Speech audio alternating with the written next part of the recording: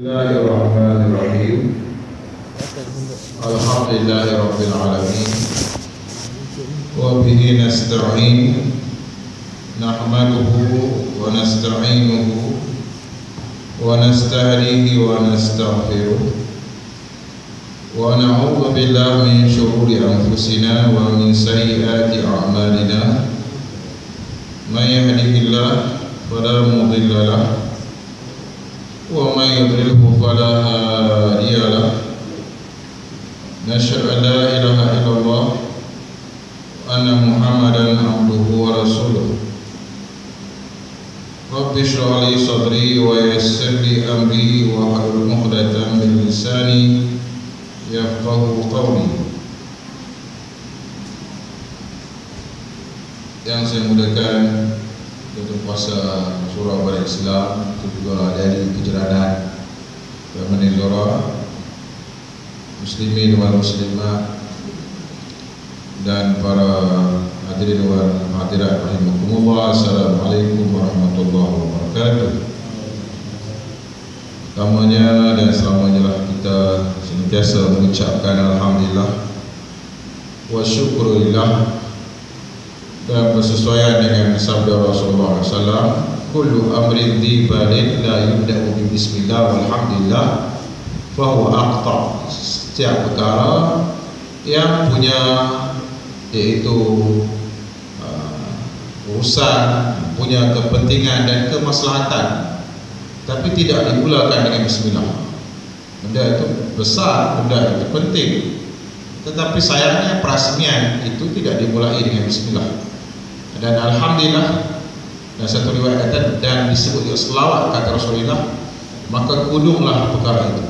Jadi kudung, cacat dan tidak sempurna. Maka apa-apa jua yang kita lakukan, lakukanlah dengan bismillah. InsyaAllah pada malam ini kita sambung lagi pengajian kitab hadis 40 yang menjadi silibus kita pada Ahad yang pertama setiap bulan, kalau tidak ada haram tak begitulah insyaAllah. Dan kita masih lagi berada pada hadis yang ke-9. Hadis yang ke-9. Dan hadis yang ke-9 saya ulangkan matanya bagi ingatkan semula tentang apa isi kandungan hadis itu, yaitu daripada Abu Hurairah. Nama sahabat ini Abdurrahman bin Sakhar, bahawa katanya, aku mendengar Nabi bersabda, ma nahaitukum anhu, apa yang aku larang kamu terhadapnya, fashtanibuh, maka jauhkanlah, wa ma amartukum bihi, apa pula yang aku perintahkan dengannya, fa'tu bihi, maka datangkanlah dan lakukanlah daripada perkara yang disuruh itu, mastata'tum, semampu yang dapat disempurnakan. Fa innama, sesungguh dan hanya saja, ahlaka, yang membinasakan, alladzina, yang itu generasi yang ataupun kaum yang, min, daripada, qablikum, sebelum kamu, kathratu, banyak, masailihim, soal dan banyak cerewet mereka itu. Istilah zaman sekarang ni, songih, banyak songih. Masailih, dia banyak cerewet, dia tidak buat, tetapi dia banyak persoalan, tapi dia tidak buat. Masailih, banyak persoalan. Waqtilafihim, waqtilafuhum, dan bertentangan ataupun berselisih pula, ala, terhadap ataupun ke atas, anbiya'ihim, nabi-nabi mereka. Itu puncak binasa dan musnah kaum yang terdahulu di kerana dua perkara itu. Banyak soal, tidak melakukan kerja, dan pula berbantah-bantahan dengan nabi yang diutuskan oleh Allah. Tuan-tuan yang dirahmati oleh Allah Subhanahu wa taala, munasabah hadis ini kita dah sentuh bahawa Nabi berkata, ya ayuhan nas, wahai sekalian manusia, Allah fardukan kepada kamu haji, maka tunaikan haji. Seorang lelaki bertanya, ya Rasulullah, adakah setiap tahun wajib buat haji? Maka Rasulullah diam, Rasulullah tidak menjawab. Sehingga kan orang itu bertanya sampai 3 kali. 3 kali dia tekan Nabi Muhammad. Setiap tahun kah ya Rasulullah? Senyap. Setiap tahun kah ya Rasulullah? Senyap. Setiap tahun kah ya Rasulullah haji kena buat? Nabi pun senyap. Kemudian Nabi pun baru bagi dia punya, iaitu munasabah dan sebab yang Nabi terdiam tadi. Nabi berkata, kalaulah aku kata na'am tadi sebagai orang kata nak ni lah, kata kalau geram, lepas geram, kata oh tanya banyak sangat dia terus lepas geram. Kalau Allah nak lepaskan geram tadi, aku kata ya, maka jawabnya setiap tahun terpaksa kuota dibuka untuk umat Islam buat haji. Allah, boleh buat tak tiap tahun nak buat haji? Mana boleh. Bukan kata kemampuan ekonomi dan kemampuan fizikal saja, kemampuan lokasi pun tidak ada, lokasi pun tidak buat. Mana boleh buat? Paling buat untuk ambil cuma 3 juta je. Paling buat 3 juta, lebih 3 juta. Saya menganggap akan berlaku sesuatu yang mungkin akan kematian akan berlaku. Kematian akan berlaku, bersesak-sesakan, tidak diurus dengan begitu cantik lagi, dan tidak terkawal trafik. Walhal daripada Arafah ke Muzdalifah itu lebih kurang 5 km, ada yang menaiki bas sepanjang 7 jam perjalanan. 5 km ini kalau jalan kaki sampai lama. Tapi mana jemaah haji berani turun daripada bas? Takut tersesat, kalau lari mengarah, maka duduk atas ban. Tak lari mana, duduk atas ban. Walau Muzdalifah di depan tu, nak ambil ke Muzdalifah, tak jauh mana pun, dia tak berani tu. Dan memang sesak tu, sesak yang amat-amat, lebih kurang 3 juta, paling maksimum 3 juta. Biasa direkodkan 2 juta, 2 juta betul. Tapi kalau 3 juta tu maksimum tu, sangat-sangat maksimum. Pada Arafah penuh sesak. Dan ramai pula nak naik atas bukit Jabal Rahmah. Walhal tidak dimestikan dan tidak disyaratkan syarat sah untuk buat haji mesti naik Jabal Rahmah. Nabi pun tidak mendaki Jabal Rahmah waktu berwukuf. Nabi hanya menaiki untanya yang bernama Qaswa. Qaswa itu ditunggangi Nabi Muhammad, dan Nabi berkhutbah di atas tunggangan itu. Dan binatang itu berputar dan berlega-lega untuk menyampaikan bagaikan speaker yang bergerak, mobile speaker, bagi khutbah. Waktu itu kira-kira lebih kurang 120,000 para sahabat hadir. Menurut riwayat Abdullah bin Abbas. Dan Nabi pun sampaikan khutbah al-wada' ataupun khutbah yang terakhir dalam haji perpisahan. Haji wada' bermaksud haji berpisah. Sebab Nabi pun dah menyatakan dia akan berpisah. La'alli la alaqakum ba'da amikum hadha. Barangkali aku tak bersua lagi dengan kalian selepas ini. Memang betul, Nabi dah kata. Dan Nabi berada di lapangan di hadapan Jabal Rahmah dan tidak diwajibkan naik Jabal Rahmah. Kalaulah dimestikan pula wajib dan syarat mesti naik Jabal Rahmah, lagilah memudaratkan. Islam tidak suka mudarat, Islam tidak suka bersesak. Boleh JDT lawan dengan PAN semalam, tetapi jangan sesakkan jalan raya. Ini penuh sesak sampai orang pun terlekat, ada nak gimana.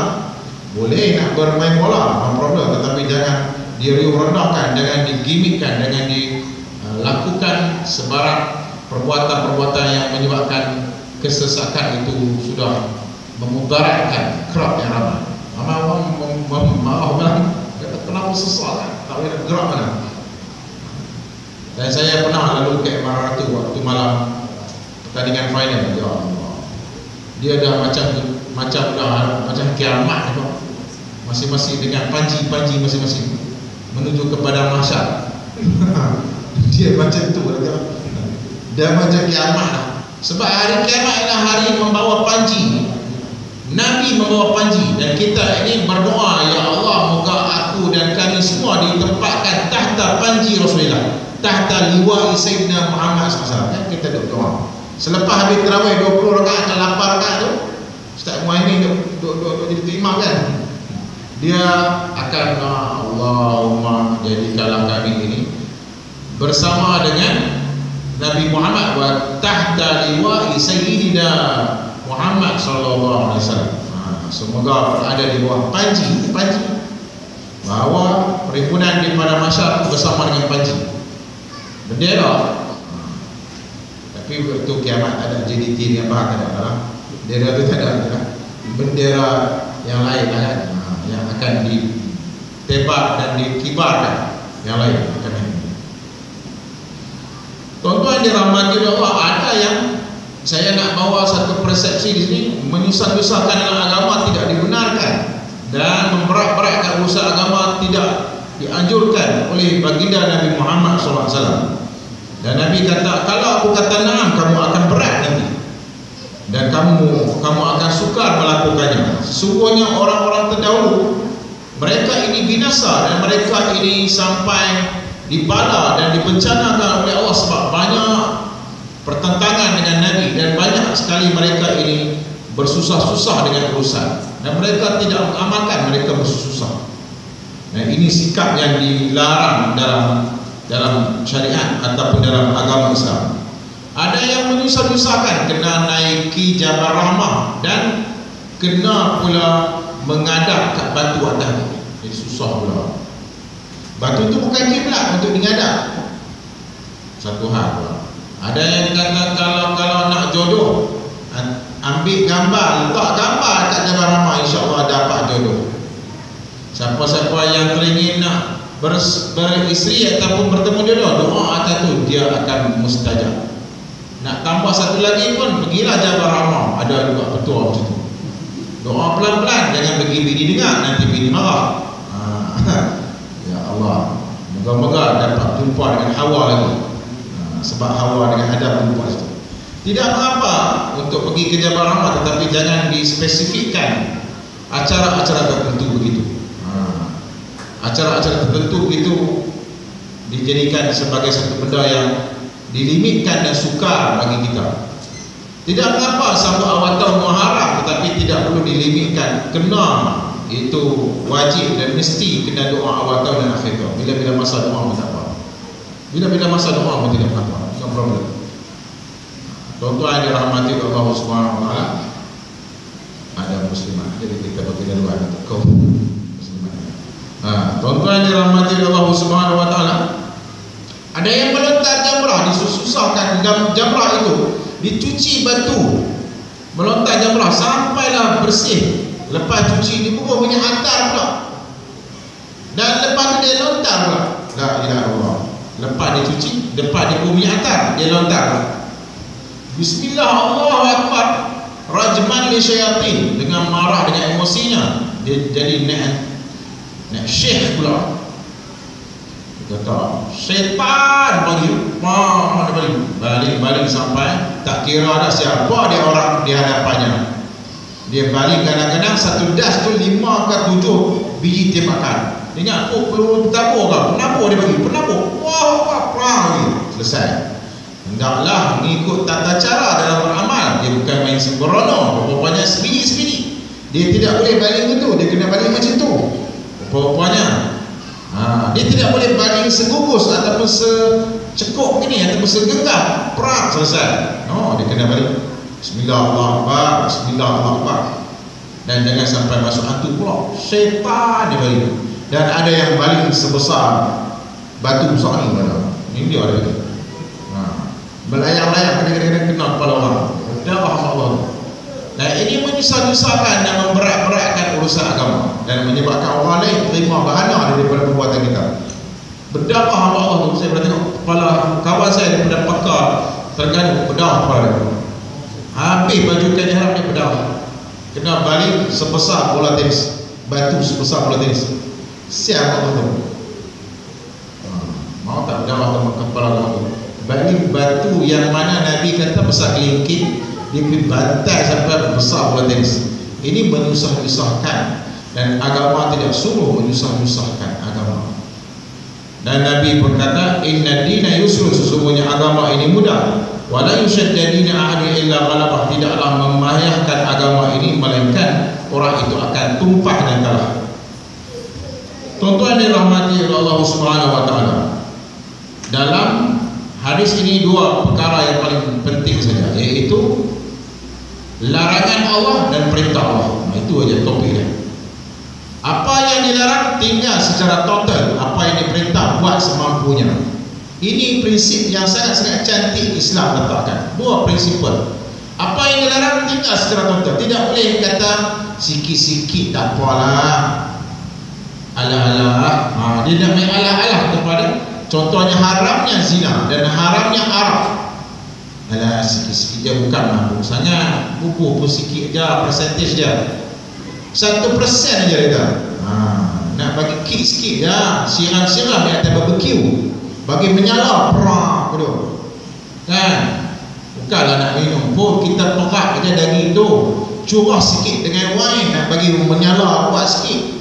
Ada setengah-setengah kedai dimasakkan gula itu dengan wine agar dia bertambah manis dan sedap, dan bila dipancuh air dalam mana-mana kafe itu menjadi lebih kick lagi.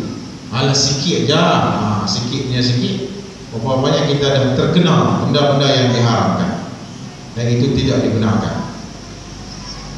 Ada setengah kedai, bukan kedai mamak, di kedai itu kedai India, kedai orang yang bukan beragama Islam, nama pun daun pisang, dan nama pun kadang-kadang Stephen Connors namanya, Stephen Connors, dan jamunya ialah tosai dengan dicicahkan kari biawak pada.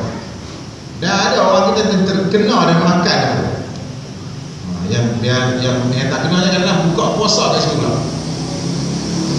Buka puasa sempena awal Muharram ni kan, 9 dengan 10. Kita buka puasa kat kedai tu. Jadi tak kenal. Puasa yang dianjurkan ialah 10 Muharram, besok lah 10 Muharram. Dan Nabi berjumpa dengan orang-orang Yahudi. Nabi tengok orang Yahudi juga berpuasa pada 10 Muharram, macam hari Isnin besok 10 Muharram. Nabi kata, pasal apa kamu semua puasa? Mereka berkata, kami berpuasa kerana Nabi Musa terselamat daripada Fir'aun, dikejar Fir'aun, dan akhirnya dia itu terlepas daripada merentasi Laut Merah dan sampai ke daratan, sedangkan Fir'aun dan kereta kudanya dan tentera-tenteranya ditenggelamkan oleh Allah dalam Laut Merah.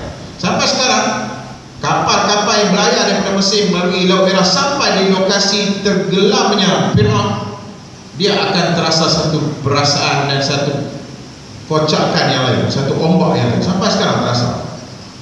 Ini kata beratnya kawasan itu.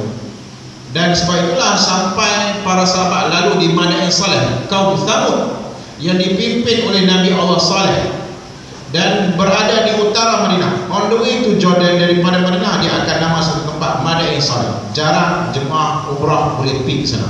Kalau boleh pergi sana, alangkah indahnya. Boleh pergi sana, lagi cantik. Boleh tengok sendiri bukit-bukit terukir, dan bukit-bukit dipahat, dan bukit-bukit dibilikkan dan didewankan dan dibina mahligai yang indah. Bukit oleh generasi kaum Nabi Allah Saleh. Bayangkan Ibrahim, Nuh, zaman Nuh, zaman Ibrahim, Nuh, Saleh, kan zaman awal-awal lagi. Zaman awal-awal, zaman paling awal. Ibrahim pun antara yang terawal, 8 gitu. Hanya ini antara nabi-nabi yang terawal.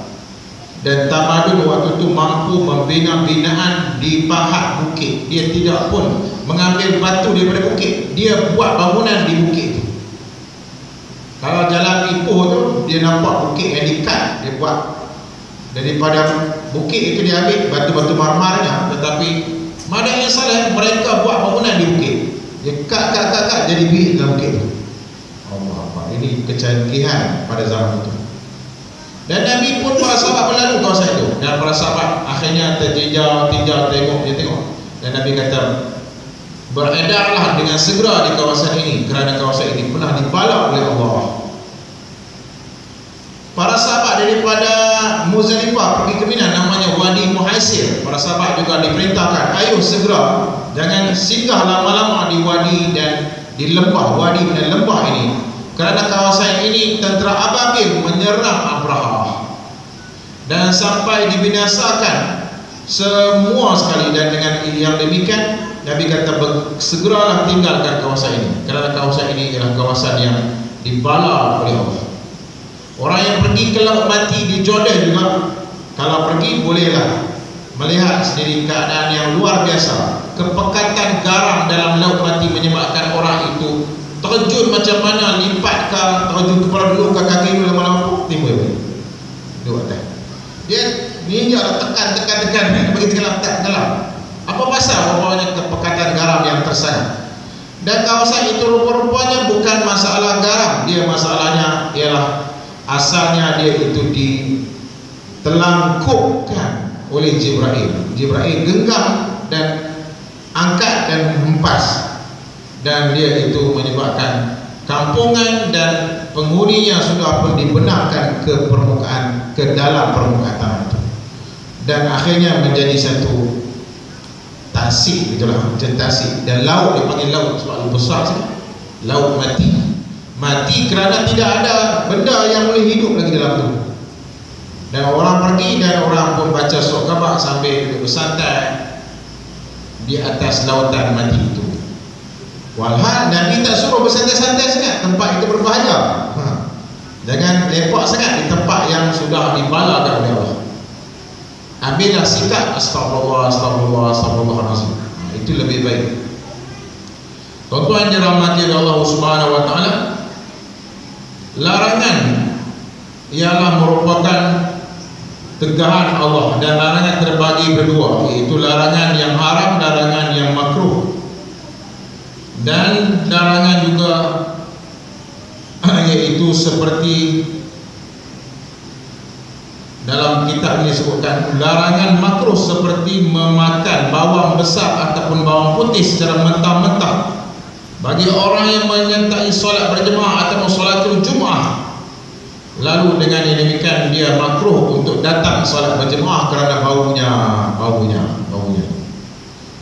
Bolehlah dia memakannya seperti yang sebut tu dengan bawang dan juga jeruk. Ni yang dipanggil dia jeruk pun, jeruk bawang putih, satu balang di badannya, ada sedap makan dengan nasi kerabu tu. Tetapi waktu bernapas tu, ya Allah, hanya Allah yang tahu. Muncullah bini kita tidak menceraikan kita. Kalau boleh diceraikan. Allah busuknya mulut orang, memang busuk pun. Itu dia bau. Lepas tu kita kena cuci selalu. Nabi berbusuki selalu. Dan Nabi ini maknanya ketika Abu Ayyub ni cerita waktu hijrah, cerita hijrah yang cantiknya, Nabi singgah daripada Jabal Sur sampai ke Qudai. Nabi jumpa dengan Ummu Ma'bad berseorangan bersama dengan kambingnya yang sudah tua. Ini cerita yang menarik juga. Dan sebelum sampai ke Madinah tu, last sekali Abu Ayyub ambil dia dan tempatkan dia, dan Nabi tidak makan bawang. Ini cerita menarik dalam perjalanan hijrah. Dan Nabi dia tidak suka kepada benda makruh yang bau bawang. Jadi Nabi singgah di Qudai dan Nabi bersuara dengan Ummu Ma'bad. Ummu Ma'bad ialah orang yang sangat-sangat budiman, dan dia amat-amat mengalu-alukan ketibaan para pejalan, musafir, kafilah unta. Dia akan bagi bantuan makanan dan minuman. Tak kala Nabi, Abu Bakar, Amir bin Fuhairah, Abdullah bin Uraqid, dan Nabi pun singgah di khaymah Ummu Ma'bad. Lalu disapanya dan ditegur Ummu Ma'bad, barangkali puan ada apa-apa yang boleh kita berkongsi, sebab kami daripada Mekah dan kami berbesar hati kiranya tuan ataupun puan boleh memberikan sedikit bantuan. Kerana Nabi dalam musafirnya sudah tidak ada apa-apa makanan. Cuba bayangkan, berhijrah dan Nabi Muhammad dalam keadaan sudah kebuluran, tidak ada apa-apa makanan. Dalam keadaan itulah Ummu Ma'bad berkata, kami dilanda dengan kemarau dan aku tidak punyai apa-apa makanan untuk dijamu kalian. Ini keadaan yang amat kritikal yang Nabi hadapi ketika berhijrah. Dan Nabi melihat kambing yang sudah tua berada di sisi Ummu Ma'bad. Lalu ditanya oleh Rasulullah, siapakah kambing punya, siapakah punya kambing ini? Siapakah punya kambing ini? Saya yang punya. Adakah dia boleh menyusu lagi ataupun dia boleh mengeluarkan susu, boleh memperah susunya? Mak Bak kata, kambing betina pun ini sudah bertua dan sudah lama tidak disentuh oleh kambing-kambing jantan. Faham tak? Sudah lama tidak disentuh oleh kambing-kambing jantan. Dia tidak ada lagi apa-apa produknya. Susunya pun sudah kempis. Nak perah pun tidak ada susu. Nabi Muhammad kata, ya Ummu Ma'bad, boleh tak saya perahkan susunya? Ummu Ma'bad bagaikan tidak percaya. Nabi minta juga nak perah. Lalu Ummu Ma'bad kata, silakanlah kalau boleh diperah. Kalau boleh dikeluarkan susunya, silakan, saya izinkan. Nabi memegang kantung susu, dan ketika itulah Ummu Ma'bad melihat kemukjizatan Nabi Muhammad SAW. Lalu sampai terkangkang kaki kambing itu, menyebabkan dia punya saratnya itu menyebabkan dia terkangkang kaki itu. Daripada yang kurus kedeking, atau orang kata dah kedekiak atau guru kering, tiba-tiba dia sudah pun membesar kantungnya dan penuh dengan susunya, dan kakinya sudah terkangkang. Dan Nabi memegang kantung susunya dan menyebut Bismillah dengan nama Allah. Bismillah dengan nama Allah, bawakan bekas untuk aku perah susunya. Dan Nabi perahkan susu. Satu dengan nama Allah, yang kedua dengan sentuhan berkat tangan Nabi Muhammad SAW. Apatah lagi sentuhan berkat tangan Nabi Muhammad. Keberkatan itu pun sampai maknanya tertumpah di khaymah Ummu Ma'bad, dan diperah susunya dan dimasukkan dalam bekas, diberikan Abu Bakar meminumnya. Amir bin Fuhairah diberi minum, Abdullah bin Urakid diberi minum, dan Ummu Ma'bad diberi minum. Habis Nabi tak minum kan? Nabi minum yang last kali. Budi pekerti yang begitu hebat. Dahlah tadi kambing yang kurus sudah pun mengeluarkan susunya, ditambah pula dengan Nabi Muhammad amat-amat mengutamakan pihak yang lain, bukan mengutamakan isteri. Amat-amat mengejutkan Ummu Ma'bad. Ummu Ma'bad merakamkan peristiwa ini. Dia kata, aku melihat lelaki ini sungguh hebat dan berkarisma. Daripada jauh aku lihat seseorang yang begitu hebat tingkah lakunya, dan daripada dekat aku lihat dia sungguh tampan dan segak orangnya. Bulu keningnya yang begitu hitam dan bulu matanya yang begitu halus, dan bagaikan celak berada pada matanya, dan hidungnya yang tinggi, dan mukanya yang putih, dan mukanya yang tidak pernah masak, mukanya yang tidak pernah bermasak, dan begitu manis sekali senyumannya. Dan diamnya Nabi itu, diamnya lelaki itu, seumpama orang yang begitu hebat, tinggi ilmunya, yang begitu bijak dan begitu berwibawa sekali. Walaupun tidak berucap, tetapi nampak diamnya itu begitu berisi sekali. Tak kala dikeluarkan tutur bicaranya, maka kelihatan bagaikan untaian mutiara bercucuran daripada bibirnya, di celahan-celahan giginya yang begitu indah sekali sebutan, suaranya yang begitu sederhana di antara laju dan tidak begitu perlahan, tidak begitu banyak cakapnya dan tidak begitu sedikit dan pendek lagi ataupun ringkas. Dan apabila dia itu bertutur, mata para pengikutnya tidak pernah menentang dan membeliakkan mata kepada bola matanya. Sangat-sangat dilihat, dipatuhi oleh pengikutnya. Ummu Ma'bad describe begitu lengkap tu. Kulihat dia amat-amat dipatuhi oleh pengikutnya. Tak kala dia berhajat dan meminta sesuatu, bersegera tanpa dilengah oleh para pengikutnya untuk menunaikan hajat tuan itu. Dan Ummu Ma'bad kata, wallahi demi Allah, inilah lelaki yang aku rasa dijanjikan 100 ekor unta oleh pemuka-pemuka Quraisy kalau dapat menangkapnya. Inilah lelaki yang wanted person ketika hijrah Nabi Muhammad SAW. Dan akhirnya Ma'bad direkodkan sebagai perawi wanita yang paling detail dan terperinci sekali, yaitu gambaran yang digambarkan tentang susuk tubuh, wajah, alis, bulu kening, hidung, rambut, sehingga kan dadanya yang bidang dan duduknya yang begitu cantik, kepalanya yang begitu sederhana dan sesuai dengan badannya. Badannya dan kepalanya sangat-sangat seragam dan seimbang seperti itu. Dan memang sempurna pada kedudukan, yaitu wajah Nabi Muhammad SAW itu. Dan akhirnya Ma'bad yang hanya sebentar bersua dengan Nabi Muhammad, mungkin tak sampai 30 minit pun, kesempatan itu menjadikan dia itu mempunyai satu pertemuan yang penuh berkah dengan baginda Nabi Muhammad SAW. Nabi Muhammad masuk ke kota hijrah, Nabi Muhammad menaiki unta, Nabi Muhammad ditarik tali unta oleh para sahabat. Nabi Muhammad berkata, tinggalkan unta ini bergerak. Akhirnya Abu Ayyub Al-Ansari mengambil barang-barang Rasulullah dan menempatkan barang-barang Nabi Muhammad. Ketika masjid dibina, Nabi bertamu di rumah Abu Ayyub. Abu Ayyub menyediakan makanan dan Abu Ayyub tidak akan menjamah makanan, melainkan Nabi makan dan Aisyah makan terlebih dahulu. Sisa-sisa Nabi Muhammad barulah Abu Ayyub dan istrinya makan. Baik subuh orang-orang Ansar, mulia subuh didikan Nabi Muhammad, amat-amat budiman sekali mereka, tidak mementingkan diri sendiri. Mereka akan utamakan tetamu. Bagi Nabi Muhammad makan, bela dan baki barulah mereka jamah. Ya Allah. Dan tuan-tuan dirahmati Allah sekali, tiris air hujan dan Nabi Muhammad dipersilakan untuk naik di bahagian atasnya, takut-takut akan kena air kepada Nabi Muhammad SAW. Dan ini begitu sekali dimuliakan baginda Nabi Muhammad SAW oleh Abu Ayyub Al-Ansari.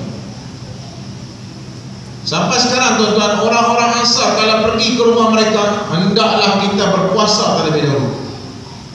Sampai sekarang saya bila ziarah orang-orang Madinah punya rumah, saya terpaksa berpuasa terlebih dahulu. Kalau saya tak berpuasa, alamatnya rugi makanannya. Dia akan jamu dengan penuh jamuan. Saya pergi 3 orang tuan-tuan, dia sediakan semua tu daripada Turkish punya kosnya dia ambil.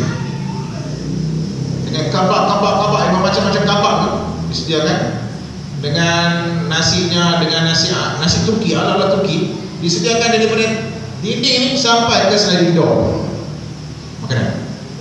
Kami pergi 3 orang, Supra ditarik dari sini tu sampai ke sliding door dan diisi makanan. Jadi kita jemput makan setakat mampu makan.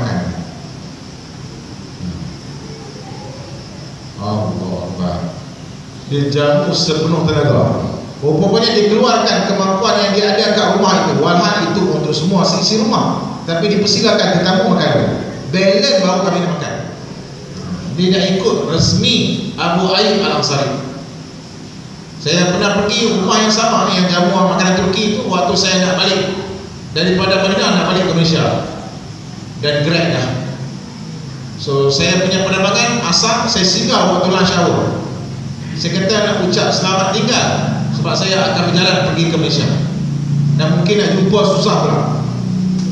Maka 3 orang lagi kami pergi waktu itu dan kami nak belayar, nak terbang, dan dia sempat menjamu kami dengan satu jamuan yang tidak kurang hebat, iaitu 3 orang dia jamu 14 ekor ayam. 14 ekor ayam. Ini aku kita jin ke apa tu, kalau kita menawar begitu kan. Tapi rupanya dia kata, ini kami bagi kepada awak makan. Yang balance kami makan dengan anak-anak kami. Jangan kita salah faham, kita dibantai 14 ekor semua. Siap dia buat tak makan apa. Aku tak faham asal. Makan habis semua. Makan, bayar tapau apa, buat kontrak lagi. Balik rumah. Siap tuan rumah nak makan apa. Apa-apa tuan rumah dia akan makan, baki-baki kita makan. Itu mulianya Abu Ayyub Al-Ansari. Dia akan makan, baki-baki Rasulullah makan bagaimana Rasulullah makan, dan baki dia ambil. Dan suatu ketika diletakkan bawang, Nabi tidak makan bawang. Kenapa tidak makan bawang? Rupa-rupanya Nabi berkata, aku tidak suka bau yang tidak menyenangkan.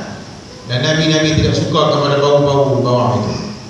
Dan Nabi juga sering dan senantiasa berdoa. Dengan sebab itulah timbul perkara makruh ialah mendatangi masjid dalam keadaan berbau. Tidak boleh. Sehingga kan unsur diberikan untuk tidak solat berjemaah sekiranya dia berbau, sangat-sangat berbau. Saya pernah singgah tuan-tuan di masjid wilayah dan saya sembahyang di sebelah saya. Waktu tu ya Allah, mungkin dia memakai sweaternya semasa dia pergi kerja setiap pagi, dan dia tidak menanggalkannya dan tidak letak di dalam bakul dia punya motornya, dan dia pakai juga waktu sembahyang hari Jumaat. Dan waktu itu saya duduk sebelah dengan dia. Hanya Tuhan dia yang tahu betapa aroma terapinya waktu itu saya terasa. Waktu saya bertakbir Allahu Akbar dan saya membaca Al-Fatihah, saya tidak boleh bernafas dengan sempurna lagi. Nafas lepas sikit, saya tarik balik, saya tahan nafas. Dia punya bau, dia punya sweater dia tak tahulah. Barangkali setahun, 2 tahun ke 3 tahun. Dan saya perasan tik-tik lalat penuh, berpuluh-puluh ribu punya tik lalat penuh. Dan memang Allah, baunya dahsyat. Dan selepas habis sembahyang saya dengan rasa yang ni apa merendahkan dia, saya kena saya bernilai, bertukar nilai. Nama saya begini, saudara daripada mana? Dia beritahu dia daripada kampus KL di KL, dan dia begini. Saya bagi satu pandangan, saya just nak bagi cadangan. Hari Jumaat adalah hari berburu segala, dan kita kena celebrate dengan memakai yang seindahnya, dengan wangi, dengan indah yang segap. Just untuk cadangan saya, moga-moga kita akan dapat celebrate baju yang baik, persembahan di hari Jumaat. Saya cakap itu je. Saya tidak komen bau ya Allah, saya tak kata apa-apa pun, tapi saya just begitu. Dan saya terserempak waktu tu ada kursus dan ada acara di Masjid Wilayah 2 hari. Saya pulang balik ke Masjid Wilayah, dan Jumaat saya sembahyang sebelah dia. Waktu asar saya berselisih lagi dia sembahyang, dan dia sudah meletakkan sweaternya di tempat yang lain, dan dia pakai. Memang ada baju Melayu dalam tu sebenarnya, baju Melayu dia pakai, tapi dia sarung juga sweater. Sweater tu yang berkat sangat bau itu. Yang tu yang tak boleh tahan. Tapi alhamdulillah dia dah dan letak sangkut kat tempat lain. Dan memang Nabi mengatakan ghusl yaumil Jumaah wajib bermandi pada hari Jumaat sama muslim. Dan mazhab Syafi'i kata sunat makan. Tapi ada setengah yang mengatakan wajib sembahyang, wajib itu mandi pada hari Jumaat. Ini menunjukkan bahawasanya larangan ini terbagi dua, larangan yang haram dan larangan yang makruh. Dan di antara perkara yang dilarang pula ada pula yang mana dia itu diberikan pengecualian, iaitu darurah tubihul mahzurat. Perkara yang darurat boleh menyebabkan menghalalkan yang dilarang. Ini satu perkara yang pertama yang disebutkan, iaitu kaedah fiqhiyah menyebutkan ad-darurat tubihul mahzurat. Itu perkara yang darurat membenarkan yang dilarang. Diharuskan memakan bangkai bagi siapa yang tidak punya makanan. Umpama seorang yang berada di gurun dan diterjumpa bangkai biawak dan tidak ada makanan yang lain yang boleh dimakan, maka hendaklah dia memakan juga, iaitu benda tu walaupun bangkai dia kena makan. Kalau tidak dia mati. Maknanya dibenarkan, tetapi dimakan dalam keadaan berikut dengan kadarnya. Wa daruratu qadar bi qadriha, dan darurat itu diikutkan dan diukurkan dengan kadarnya. Dia tidak boleh makan sehingga sampai kenyang sekenyang-kenyangnya. Dia hendaklah memakan sekadar menutup kebuluran dan menampung hidupnya yang sementara itu saja. Andai dia berjumpa dengan dua benda yang diharapkan, satu benda yang dicuri seperti ayam yang dicuri, ataupun contohnya barang-barang di kedai yang dicuri, mungkin contohnya yang tidak ada apa-apa, ataupun barang-barang di dusun orang yang terpaksa dicuri, dengan balik bayar babi yang tidak dicuri, mungkin dia boleh kejar, dia boleh buru, dan dia boleh tembak, dan dia boleh makan. Yang mana yang lebih rendah kadar haramnya? Rupa-rupanya yang kadar lebih rendah itu yang barang yang halal tetapi diambil tanpa izin, iaitu lebih rendah lagi kadar larangannya berbanding dengan babi itu. Babi memang hukumnya haram, walaupun tak dicuri kah, walaupun ambil secara halal kah, walaupun memburu kah, walaupun bismillahirrahmanirrahim waktu sembelih kah, menghadap kiblat lagi, tetap haram. Haram tak ada apa-apa. Dia cuba. Ada orang berkata, kalaulah kerana babi itu dikatakan ada cacing pipih dan dia itu kotor, najis mughallazah, tidak mengapa, kami akan sediakan kandang yang baik. Dalam kandang itu dikuarantinkan babi dan tidak diberikan makanan yang tak elok. Dia akan bagi makanan seperti dedak-dedak dan makanan-makanan yang baik-baik je. Lalu dia itu membina dan membesarlah babi itu dalam keadaan yang suci. Oh yo, suci dia kata. Dalam keadaan yang suci, dia tidak makan benda-benda yang haram. Jadi apa masalahnya? Bolehlah makan benda itu. Walaupun begitu tetap tidak boleh dimakan. Walaupun begitu tetap dia ada unsur cacing pipih itu pada diri babi. Memang dia kotor. Rupa-rupanya dia itu amat gemar dengan kotoran. Dia nak bagi bersih macam mana pun dia akan gelumah juga. Dengan tai dia gelumah juga tempat itu. Tempat-tempat yang dia boleh, orang kata berkubang pun dia lagi suka. Dia tidak suka kepada suasana yang bersih. Dia memang suka kotor. Nak baca dia memang binatang yang begitu. Dan satu perkara lagi, rupa-rupanya babi ini kalau dimakan dia akan mewariskan perangai babi. Perangai babi yang paling-paling negatif sekali iaitu dia tidak ada cemburu kepada pasangannya lagi. Dia mempunyai bini dia, contohnya lah babi ini, babi jantan, dia ada babi betinanya dan itu consider sebagai macam bini dia. Apabila dia sudah bersenyawa dan mengawal dengan babi betina yang merupakan pasangannya, dan pasangan babi betinanya itu akan mengawal dengan babi jantan yang lain, dia tidak kisah langsung, dia bagaikan kering, dia tak tahu, dia tak kisah. Dia kukulah nak marah ke, nak tendang ke, halau ke, marah ke, kejar ke, dia tak kejar, dia biar dia kering je. Itu rupa-rupanya sifat mazmumah babi. Dan sesiapa yang memakan balik bayar, dia akan mewarisi perangai balik bayar. Lalu tidak ada jealous. Andainya dia punya spouse dan pasangannya itu duduk di sebelah siapakah, keluar malam dengan siapakah, dinner dengan siapakah, you nak dancing dengan I punya wife pun no problem lah. Dia kata begitu. Ini terdidik daripada memakan benda-benda pork ini. Memakan pork ini akhirnya mewariskan satu perangai yang menyebabkan tidak ada cemburu. Walhal inilah isteri yang sepatutnya kita protect, jaga, elakkan dia daripada keluar tanpa menutup auratnya, tutup aurat yang elok dan seumpamanya. Maka seorang suami yang sebaik-baiknya dialah pelindung dan pendinding kepada isteri. Tetapi bila makan je pork, akhirnya menyebabkan habis. Tidak ada jealous dan tidak ada ghirah. Ghirah tidak ada. Walhal ghirah yang berpatutan diperlukan. Ghirah ataupun cemburu yang berdos yang biasa perlu, kena ada bagi suami. Kalau dia tidak ada cemburu, bahaya. Dia ada cemburu langsung, dia akan menyebabkan isterinya itu dibiarkan ikutlah nak pergi ke mana pun. Patutlah diharapkan balik bayar. Balik bayar, biarpun dimasak, dididihkan, dia tidak akan mati. Cacing itu tidak akan mati, ataupun kuman-kuman itu tidak akan mati. Keluar aja. Bubuh kok tu bawa keluar. Dia tak suka minum kok rupa-rupanya.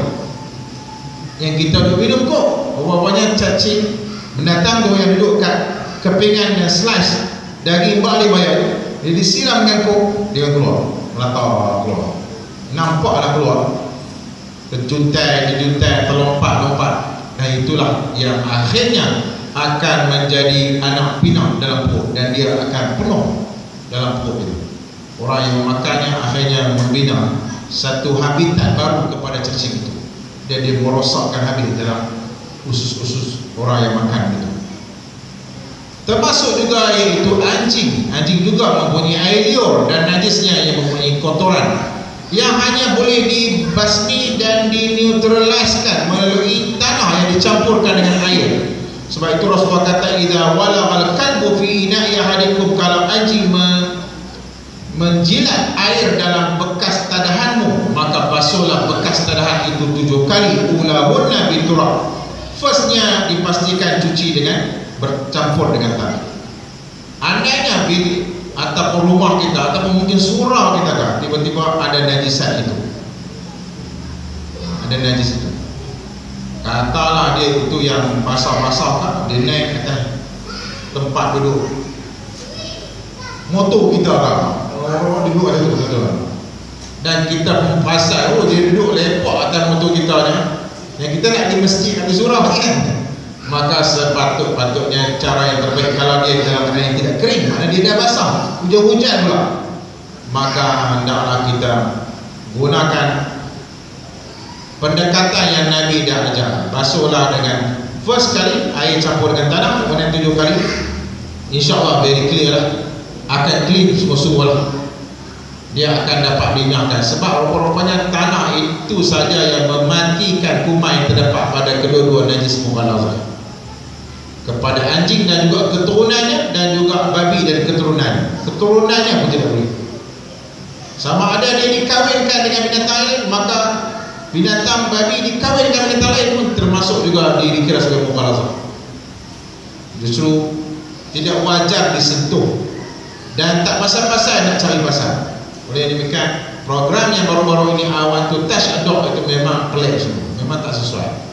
Sebab asalnya anjing tidak diperintahkan dan tidak dianjurkan untuk disentuh tanpa bersebab. Hanya dibenarkan pemeliharaan anjing pada 3 sektor yang terdapat dalam hadis Sahih Bukhari pada sebut, iaitu perburuan, penternakan dan pertanian. Boleh dibelah anjing itu. Itu pun bukan ditempatkan di premis kediaman rumah. Dan yang keempat ialah immigration dan custom, itu dibenarkan untuk memelihara. Nabi kata, barang siapa yang memelihara bukan pada perburuan, pertanian dan peternakan, maka dia itu dikurangkan amalannya 1 hari 1 qirat. Bertanya para sahabat, berapakah qirat sukatan itu? Sebesar Uhud banyaknya, habis amalannya. Wah.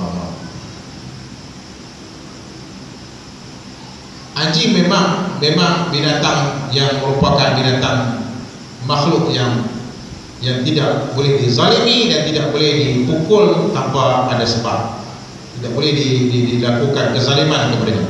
Tetapi pun begitu, kita tidak dianjurkan untuk memegang dan memeluknya.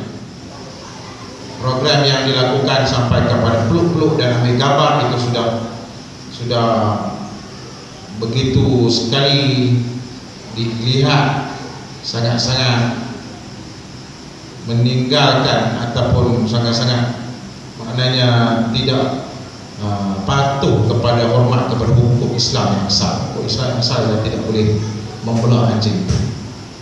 Jibril datang pada wahyu yang pertama di Gua Hira, Iqra bismi rabbikal ladzi khalaq, no problem. Nabi pun turun daripada Jabal Nur, dan Nabi nampak pula iaitu Jibril dengan tubuhnya yang sebenar-benarnya. Waktu itu barulah Nabi tahu Jibril rupanya sangat-sangat agung sekali, besarnya ialah mukanya menatap Rasulullah dan kaki dan badannya masih di langit Allah, mempunyai 600 sayap dan 2 kepingan sayapnya itu sudah tutup ufuk timur dan ufuk barat. Lalu Jibril berkata, wahyu Allah pun disampaikan, ya ayuhal muddathir qum fa'anzir wa rabbaka fakabir. Dan selepas daripada itu Jibril tidak datang lagi. Nabi tertunggu dengan hati rindu yang teramat. Bila wahyu nak datang, akhirnya barulah datang. Wadduha wal laili idza saja ma wada'aka rabbuka wa ma qala. Tidaklah Allah marah dan tidaklah Allah meninggalkan engkau wahai Muhammad. Sempat Nabi Muhammad tanya Jibril, kenapa tidak datang? Diberi kata pada bantal rumah Khadijah itu yang kamu berdiam di situ. Pada bantal itu ada gambar anjing sebenarnya. Ada gambar anjing. Dan sarung bantal itu ada, yaitu corak-coraknya, ilustrasinya, dan dikira sebagai hiasan-hiasan desain yang membentuk gambar ekor, kaki, kepala anjing. Kerana itulah Jibril kata, aku tidak datang. Kerana kami para malaikat patuh untuk mengesahkan Tuhan dan tidak akan berkompromi untuk mengagungkan benda-benda yang lain. Justru barulah Nabi Muhammad SAW perasan bahawa anjing ini rupa-rupanya tidak boleh didekati dengan mudah begitu saja. Itu kita amat perlu kepada mengaji dan tidak boleh ikut suka hati dan ikut trend. Dia panggil ikut trend, sekarang ikut trend. Di Lebanon orang-orang Arab sudah memulai anjing. Rupa-rupanya tak semestinya Arab itu muslimin, mereka itu Kristian rupa-rupanya. Mereka itu kadang-kadang Kristian. Di belah Europe dan di belah US, mereka akan celebrate menuai hasil gandum mereka dengan membuat Oktoberfest. So mereka celebrate dengan mereka perak gandum mereka dan minum wine. Dan kadang-kadang Malta drink itu manis lagi dan tidak jadi perapan yang memabukkan, dan mereka happy. Masuk waktu kita lakukan azan kan? Kita pergi lakukan azan kan? InsyaAllah kita persilakan azan itu untuk lakukan azan istihar dan masuk waktu. Kemudian kita akan pergi kesimpulan insyaAllah. Kita sambung pada penutup dan kesimpulan.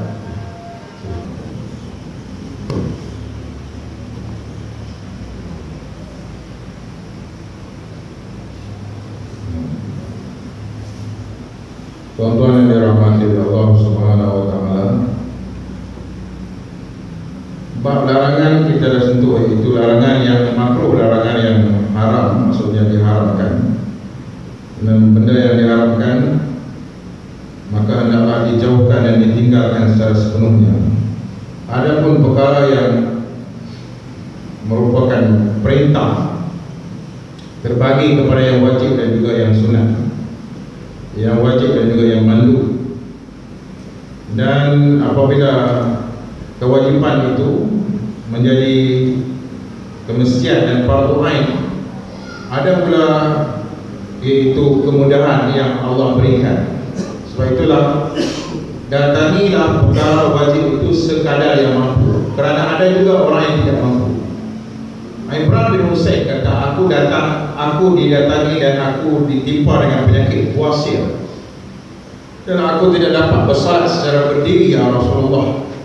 Boleh tak aku mendirikan salat secara duduk, ya Rasulullah? Maka Rasulullah SAW berkata, salli qa'iman, salatlah dalam keadaan berdiri. Fa in lam tastati', kalau kau tidak mampu melakukan yang wajib dalam diri, tidak boleh duduk. Maknanya orang yang boleh berdiri tetapi dia duduk, hanya sembahyang fardunya batal. Tapi sembahyang sunat no problem. Sembahyang sunat dia mampu berdiri tapi dia dah duduk sembahyang sunat, tidak ada masalah. Cuma dia dapat pahala separuh dengan sebab dia bermudah-mudahan dalam sembahyang sunat, lalu dia duduk je. Dia dapatlah special, dia price dia kurang aja, 50% discount ya. Sebab dia buat setakat mampunya. Tapi kalau dia buat berdiri, dia dapat markah penuh. Tetapi bila sembahyang yang wajib, dia tidak boleh bersembahyang duduk, kecuali kalau dia ada uzur. Maka Rasulullah kata, kalau tidak mampu barulah engkau duduk. Dan kalau kamu tidak mampu duduk lagi, maka berbaringlah. Berbaringlah. Di hospital kadang-kadang berlaku di mana tidak ada ilmunya, ataupun mungkin dahulu-dahulunya mungkin tidak ada pegawai pembimbingan agama di hospital, menyebabkan ramai pasien yang terlantar dan tidak menunaikan salat, menjadikan gedung ataupun orang kata hospital itu sebagai tempat terlantarnya hamba-hamba Allah yang sudah meninggalkan sembahyang. Wajib didirikan sembahyang walau apa jua keadaan, kecuali dia mati. Rupa-rupanya pemisah dan menyebabkan orang itu tidak sembahyang apabila dia dah mati. Lagi dia hidup dan lagi dia mempunyai kemampuan untuk waras dan dia perasan apa itu sembahyang. Dengan matanya pun dia kena sembahyang. Sampai dengan gerak matanya pun boleh lagi sembahyang. Allah begitu sekali. Kecuali maknanya kalaulah dia itu sudah koma, tidak sedar, dia berbantukan dengan alat pernafasan saja. Dan ketika itu mungkin dia dibenarkan untuk maknanya dia itu diusulkan ataupun dikecualikan. Selagi mana dia masih bernyawa, wajib dia menunaikan salat. Ada orang yang mana 5 tahun, 7 tahun, 8 tahun, 10 tahun stroke dan terlantar atas katil, separuh badan tidak berfungsi, paralyzed. Nah, kita tengok makcik, apa khabar makcik? Dia macam ni lah, dia terlantar. Lama mana ada makcik? 10 tahun dah. Habis puasa dah? Puasa tak dah. Ambil PDM saya. Okey lah, tak perlu baik PDM lah sakit. Yang tidak ada potensi untuk sembuh baik PDM, tak perlu baik PDM. Satu hari itu cukup, satu hari itu cukup. Replace dan ganti kepada puasa yang tidak dapat dilakukan. Okey. Habis semayang macam lagi. Semayang macam mana? Benar dia kata nak semayang macam mana? Nak semayang macam mana ni? Kencing pun keluar, kadang kotor. Nak semayang macam mana? Habis makcik tak semayang? Saya tak semayang, tak semayang. Anak-anak pun tak bagi. Dia kata nak semayang macam ni. Anak-anak pun tak galak nak semayang. Anak-anak pun kata dah mak sakit. Biar. Berapa lama dah? 10 tahun tak semayang. Yang kita risau, akhirnya dia menemui Allah dan kena semayang. Dalam report card ataupun report card dia tu, ataupun dia punya laporan terakhir 10 tahun, rekod perkhidmatannya tak semayang. Macam nak jawab dulu? Itu kita kena bagi maklum juga kepada masyarakat kita tentang fik orang sakit. Fik orang sakit, bahawa penting juga dimaklumkan dan diwar-warkan. Orang sakit hendaklah dibantu. Dia itu mungkin disediakan katil yang kakinya sudah menghadap ke arah kiblat, dan di pam-pam dia bagi akkan dadanya menghadap ke arah kiblat. Time masuknya waktu dia mungkin pakai pipe, dia pakai kondom, dia pakai pipe, ada kantung simpan air kecil. Itulah yang akan dilalui oleh orang yang sakit. Dan kadang-kadang alasan menyebabkan tak semayang itu ialah kerana macam mana semayang kecil kat saya. Tak semayang mana? Najis. Dia kata gitu, kan najis. Tak semayang mana? Najis. Walhal prosedurnya ialah masuk waktu cuci habis. Sambungan tu dicabutkan, kondom tu cabutkan, cucilah kecil tu. Mana dia pakai pampers yang ada punya, buka cuci, pakai yang baru, bubuh balik. Dia punya kondom dia, saluran tu, dan terus diutuhkan. Kalau tidak mampu guna air pipe, nak bawa beli air susah, pakai spray. Yang wajib. Kemudian dibenarkan mengikut mazhab Hanafi juga menjamakkan sembahyang zuhurnya 4, kemudian buat asar terus 4. Sebab nanti nak dressing balik, nak cuci waktu asar nanti susah. So dia buatlah dengan dikombinasikan. Takutlah, bertakwalah kepada Allah sekadar yang dia mampu. Akhirnya dia sembahyang, dia berpuasa, dia menunaikan juga zakat fitrah dalam keadaan yang tidak ada sebarang kita katakan kegagalan ataupun dia tidak pernah tertinggal sebelum menghadap Allah. Itu hendaklah diperhatikan oleh anak-anak. Kadang-kadang ramai orang prihatin bab tahlil-tahlilan ya, kita menganggap itu juga begitu menyampaikan pahala kepada hati. Tetapi anak-anak yang carry kepada ayah dan bundanya untuk pastikan dia sembahyang, itu sangat penting. Itu lebih utama lagi. Sebab itu dia punya modal asasnya. Kiriman pahala tahlil kita itu hanyalah ialah sikit-sikit je yang boleh bantu, tapi dia punya modal asas juga kat amalan dia. Itu yang perlu kita peringatkan, agar buatlah dan lakukanlah segala yang mampu. Jangan sampai tinggal langsung. Ada yang sampai tinggal terus dan tidak melakukan salat. Tuan-tuan yang dirahmati Allah, Allah berkata dan berfirman, la yukallifullahu nafsan illa wus'aha. Tidaklah diberatkan melainkan yang mengikut kemampuan. Dan Nabi pun menyuruh kepada kita ini, buatlah yang termampu. Maknanya innakum, sesungguhnya kamu tidak akan mampu pun, walan taf'alu, dan kamu tidak akan maknanya berjaya melaksanakan apa yang aku perintahkan. Nabi pun tahu kamu tidak akan dapat topik yang buat semua. Walakin sadidu, tetapi buatlah amalan itu secara beristikharah, sikit-sikit terus buat. Wa amshiru, dan juga hendaklah kamu buat dalam keadaan yang mana iaitu berterusan, walaupun sedikit tetapi berterusan. Saya kira tuan-tuan dirahmati Allah Subhanahu wa taala, serba sedikit kita malam ini dapat mengambil kesimpulan bahawa perintah agama ada yang merupakan perkara yang larangan, ada juga yang merupakan arahan. Yang larangan tidak boleh kompromi dan tidak boleh pertimbang-timbangan. Adapun arahan boleh dipertimbangkan untuk dilakukan berdasarkan kemampuan. Musafir balik kampung, maka dibenarkan untuk jamak sepanjang berada di tempat kampung kita pun boleh jamak. Kadang-kadang kita rasa dalam perjalanan dia jamak, tidak mengapa, jamak aja dengan syarat tempoh berada di kampung tidak kurang daripada 3 hari, dan perjalanan 1 hari, balik 1 hari, di sana 3 hari. Dalam tempoh 5 hari itu, maka kita dibenarkan untuk jamak asal sepanjang berada di sana. Ataupun kadang-kadang seminggu, mungkin seminggu balik raya, dan sepanjang seminggu itu kita tidak berada di tempat secara tetap. Kita pergi rumah maklam, pergi rumah makngah, rumah maksud, jalan sana jalan sini, dan kita tidak akan berada pada satu tempat. Itu juga sepanjang tempoh itu digunakan untuk jamak dan pasar.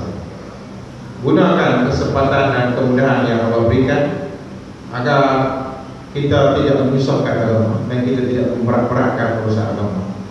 Itulah yang saya kira pesanan Nabi yang boleh kita praktiskan dalam kehidupan kita berdasarkan hadis yang ke-9, yang mana secara permulaannya baru 1/5 baru dia baca habis, banyak lagi kan. Syarahan itu ada banyak peringkat lagi, ada banyak lagi kaedah-kaedah fiqh yang kita perlu sentuhkan. Jadi insyaAllah kalau lain ketika bulan hadapan ada rezeki, kita jumpa lagi dan kita sambung lagi kuliah hadis 40 ini. Yang baik itu daripada Allah, kekurangan kesilapan adalah kelemahan kita selaku manusia. Selama kita melaksanakan ibadat puasa Asyura pada besok hari, bagi yang tidak berniat, eloklah untuk melakukan puasa 10 Asyura. Puasa 10 Muharram, puasa yang menghapuskan dosa-dosa kita. Puasa 10 Muharram elok digandingkan, iaitu 9-10 ataupun 10-11 pun boleh juga sebagai gandingan dan pasangan untuk membezakan kita dengan Yahudi. Dan Ibnu Qayyim Al-Jauziyah kata 9, 10 dan 11 buat serentak, belum tak buat. Jangan buat 9 dan 11, 10 tak buat. Itu yang boleh. Dia buat 9, dia buat 11, 10 dia tak buat. Itu lagi kacau. Yang penting 10 kena buat. Cuma nak beza dengan Yahudi, buat 10, lepas tu lusa hari Selasa buat lagi. Ataupun yang biasa yang buat adalah 9 dan 10. Itu yang normal mana. Jadi selamat berpuasa, selamat bersahur. Untuk esok hari siapa-siapa yang nak berpuasa, elok untuk puasa. Tambah pula esok hari Senin. Esok hari Senin, maknanya selamat amalkan sunnah baginda Nabi Muhammad SAW. Moga-moga dalam amalan kita walaupun sikit dia dapat berkat dan dapat rahmat daripada Allah SWT, dan dapat dihidupkan isteri anak-anak kita juga buat benda yang sunnah Nabi Muhammad SAW. Sekian, wabillahi taufiq wal hidayah. Wassalamualaikum warahmatullahi wabarakatuh. Akhiri dengan tasbih kafarah. Subhanallah wa bihamdik, asyhadu an la ilaha illa anta, astaghfiruka wa atubu ilaik. Bismillahirrahmanirrahim. Wal 'asri innal insana lafi khusr illa alladziina aamanu wa 'amilus shalihaat tawassaw bil haqqi wa tawassaw